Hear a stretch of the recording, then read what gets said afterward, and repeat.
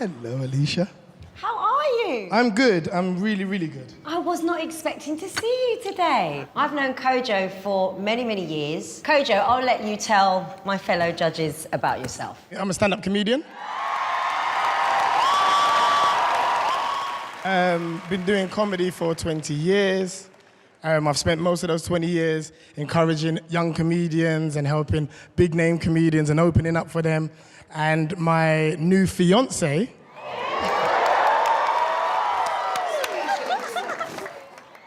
we've got a little boy called Roman who's here as well.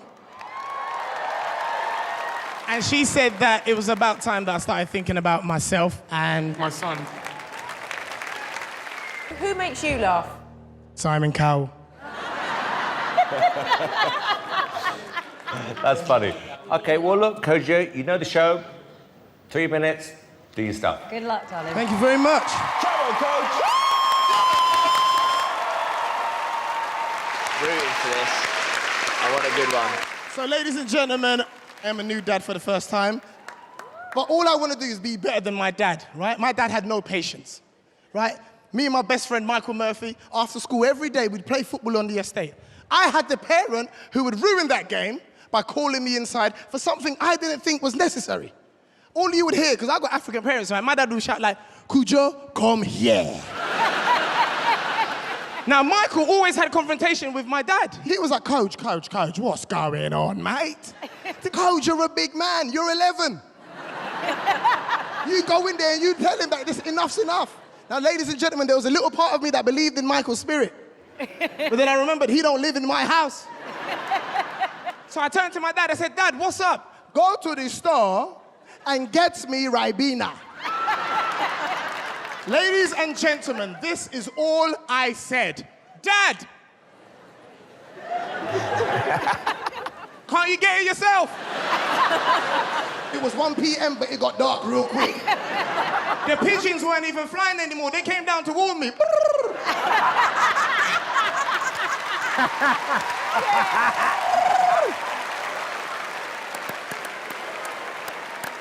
Ladies and gentlemen, I don't have any jokes, I got problems.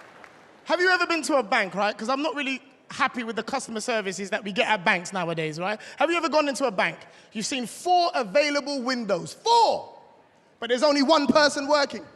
Yes. Then you get the woman that works there who walks past the queue and says, don't worry, she won't be long. Go and help her! Why are you out here? You get to the cashier because it's your turn, right? They've now given the cashiers microphones, yeah? So everybody can hear your financial situation.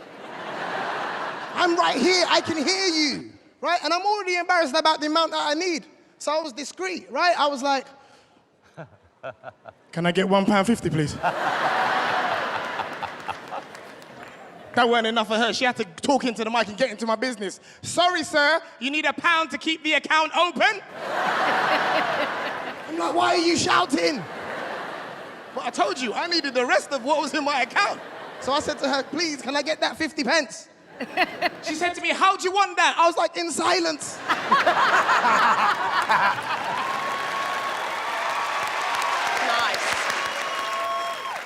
I was so frustrated that I rushed out of the bank. I rushed out to be greeted by the most creative homeless person I have ever met. He rushed up to me and said, look, mate, I know you're in a rush, but can I please get 20 pence to get something to eat? Ladies and gentlemen, I looked at him and said, you know where to eat for 20 pence? I said, mate, I'm coming with you.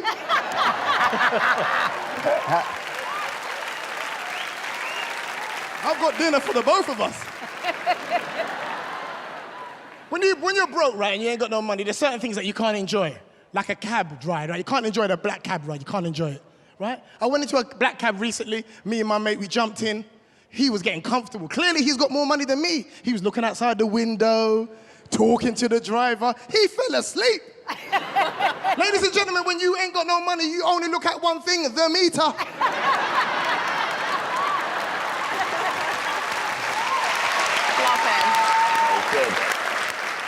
The experience in a black cab is the most awful thing ever. They charge you before you even speak to the driver. You step in, $2.50. Hold on a minute. You sit down, £3. Hey! Let's discuss this. Ladies and gentlemen, it's got to a point where I don't even have a destination when I get into a black cab. When the driver says, "Where do you want to go?" I say, "Take me to £5." Very good. My name's Kojo. Thank you very much, ladies and gentlemen.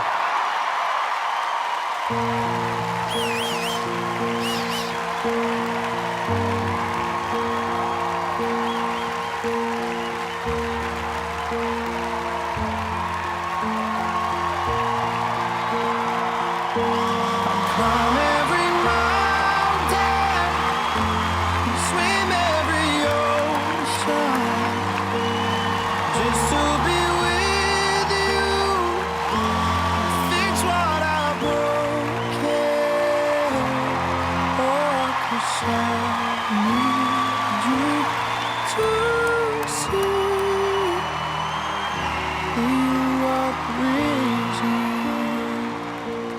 Kojo, when you came on, I loved hearing about how you've grafted, how you've honed your act, how you've now got your little family. Yeah, and the act just got better and better, and then by the end you were like, yeah, I'd pay money to see this man. Congratulations. Thank you so much, man. I'm so happy right now. I've always respected you. My respect level for you's just gone way up there, my friend. And let's see how far you can take it now. Thank you very much. Thank you. Woo! Well, you know, when someone's really funny, there is nothing much to say other than you are brilliantly funny. Yeah. You made everyone laugh. You've kind of got all bases covered as a comedian. You're brilliantly likable. You've got fantastic observational routines. I think you did yourself really proud today. Thank you so much. Thank you. Thank you. Thank you. Kojo, what was quite amazing was I felt that you were nervous. Then I could see the audience reacting to you and you reacting to them. But I'm going to be honest with you, Kojo, I don't really like comedians on this show. But I love you. Every mountain, swim every ocean, just to be with you, fix what I broken. Oh, 'cause I need you to see.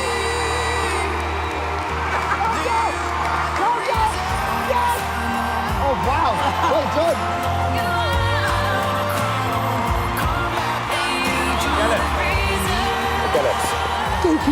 I really get it. I have to tell you, I don't know what it is. You are so funny and so unpredictable. You just got the most amazing energy. This is the break you've been waiting for. Thank you so I much. could not be happy with you. Enjoy this.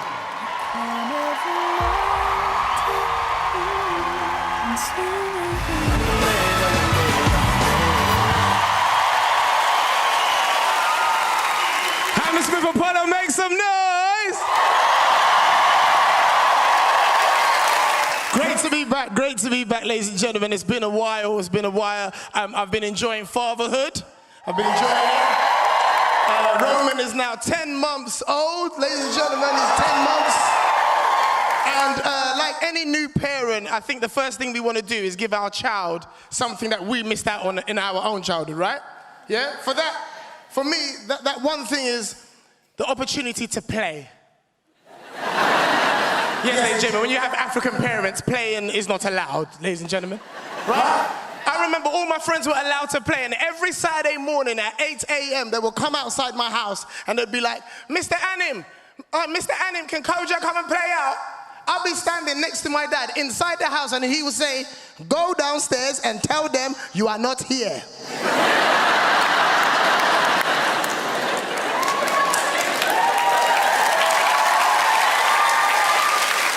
When Roman gets old enough to go to school, I hope he has fun games like I did. My favorite game in school was Kiss Chase, right? I loved it, right? But Kiss Chase had very simple rules, right? The boys would chase the girls and they'll give them a kiss on the cheek, okay? But you could never catch the pretty girls, could you? Pretty girls had pace in it, yeah? Girls like Amanda and Alicia, they were fast. They're the reason I've got asthma today. You chased them all over the playground. You couldn't catch them for nothing. But ladies and gentlemen, then there were girls that looked like David and Simon. Yes, and you chase those girls for 2 seconds, right? And they'll always fall over by accident. It was frustrating. And I also think further, what kind of job is Roman gonna have when he's older? Because ladies and gentlemen, every job I had before I did stand-up, I absolutely hated. Hated it, right? Guys, has anybody in here hated their job so bad that you practice your sick voice? You know what I'm talking about, innit? And for some reason, the bathroom is always the best place to practice. Our sickness sounds amazing in the bathroom, right? And whether you're male or female, we all had the same sick voice. Hello. Ladies and gentlemen, I practiced my sick voice for so long, I forgot what the excuse was. I felt confident, right? I was ready to meet my boss, where I was like, boss. Hello? Hello, boss? Yes? I can't come in today. What's wrong with you? I twisted my ankle. So why do you sound like that? I don't know. In the first audition, ladies and gentlemen, you may have heard me talk about my father, right? And I gave him a little bit of stick. However, I've got to tell you a good moment where my dad delivered. He delivered. At the age of 16, my dad allowed me to go to my first ever house party, ladies and gentlemen, right? You know, you remember your first house party, it's emotional, right? I turned to Dad, I said, Dad, Michael's having a party, can I go? Party? For what? Cause it's gonna be fun. You can have fun here. Yeah, Dad, but I want to go over there and have fun. Okay, I will let you go. But tonight, you will be Cinderella. I want you back in this house at 12 midnight. Not 12:01, not 11:59, 12 midnight. Ladies and gentlemen, I'm 16 years old. I get to go to my favorite thing, which is the party, right? It was so good, I came home at 3 a.m. in the morning. Ladies and gentlemen, I was so scared because at night, everything sounds loud. At 3 a.m. in the morning, I got to my front door, I opened it. I creeped upstairs towards my bedroom. Ladies and gentlemen, it felt like the stairs was grassing on me. Guess who's just come home? I was so scared. I ran into my bedroom, I went under the covers, and as soon as I turned off my bedroom light, all I heard was, so you want to come home late? Ladies and gentlemen, my dad was hiding in my bed.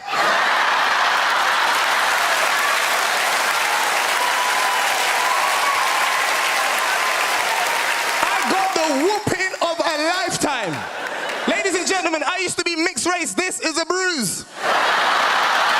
My name is Kojo. Thank you very much.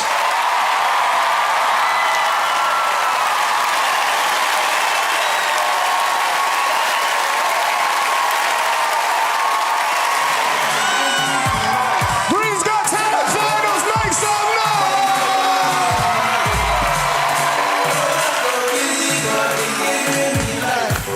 Hey, hey!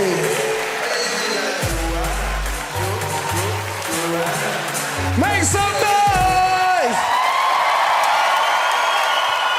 I'm excited to be here. It's the last time. It's the final. But I have one question. Why do untidy people love to have people over? I just don't understand it. Do you know what I mean? I really don't understand it. And what confuses me is they invite you confidently, knowing that their house is a mess. Ladies and gentlemen, I know I'm going to be talking about their house at the moment I walk in. All right, I got invited to a dinner party. I walked in, I was like, wow, is this how they live? What is this? Untidy people love to make you comfortable. They've got the cheek to say, take off your jacket, mate, and make yourself at home. No, I'm not staying. Just passing through. This house was ridiculous, and I knew they had not cleaned it for years. I sat on the couch. At the back of a couch, I found a marathon bar. A marathon bar. I haven't seen a marathon bar since 1990. Why? Because it's called Snickers now. How long was that there for? Ladies and gentlemen, this house was filthy. It was so bad, I took off my shoes when I left. I wanted to keep London tidy. Summer holidays are coming up, right? I'm looking forward to it. Good things about going on holiday, you get to relax and hopefully you get some good weather, right? The bad part about holidays is when you come back, right? You come back, you spend all your money, you can't even afford to take yourself home. So what do? You call a mate. You call a mate and you plan ahead. I called my friend TJ, I said, TJ, listen, I'm coming back on Monday morning, 7 a.m., Heathrow Airport, Terminal 3. Can you please pick me up? The first thing liars do is answer immediately. Yeah, I got you, bruv. I was like, whoa. That was too quick. Monday morning, 7 a.m., okay, Terminal 3, Heathrow Airport. I need you to pick me up. He said, okay, ladies and gentlemen, I am now happy. I have made my plans. I'm cool. I get back to Heathrow Airport, ladies and gentlemen. The first thing that wound me up was how other people who were on my flight were greeted at the airport. There was a lady on my left. She came through the doors. Her husband was standing there. He had a board with her name on it, Sally. Sally met Dave, gave him a kiss on the cheek. They went home, happy days. There was a man on my right on the flight, ladies and gentlemen. He came through. 17 of his family members turned up. And they all got into one Nissan Micra. I was like, this guy's a genius. And ladies and gentlemen, I had made my own plans too. I came through the door and I was like,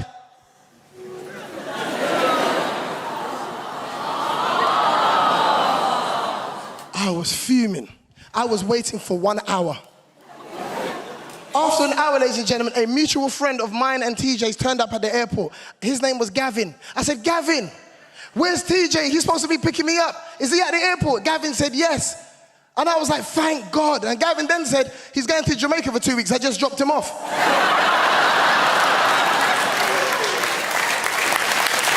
Simon, I just want to personally say to you, right, this is the final, but I want to say thank you for pressing that golden buzzer because you've changed my whole life. And in return, Simon, I would love to invite you to my church. But if you take me up on that offer, Simon, you have to cancel the rest of your plans. Because at my church, the finishing time is never the finishing time. For years, I used to blame my pastor at my church because I thought he was the reason why church was going on for so long. But it's nothing to do with him. It's the bloody choir. 16 choruses on one song. Ladies and gentlemen, I've seen songs of praise. They sing the songs fast. They've got things to do. In the name of Jesus, in the name of Jesus. They sing it quickly. Ladies and gentlemen, we sing the same song at my church, but we sing it like this.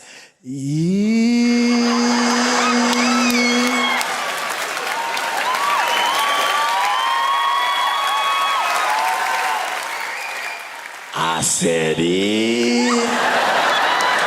What is going on? Any normal church, right? If you don't have enough money for the basket, you just bring extra next week. Not my church, ladies and gentlemen. They've got a cash machine. They have your money now. I gave my pastor £10 because that's the most I could get, right? I gave my pastor £10. I said, Pastor, could I please have some change? He took my money and said, God will change your life. Ladies and gentlemen, my name is Kojo. God bless you all. Thank you very much.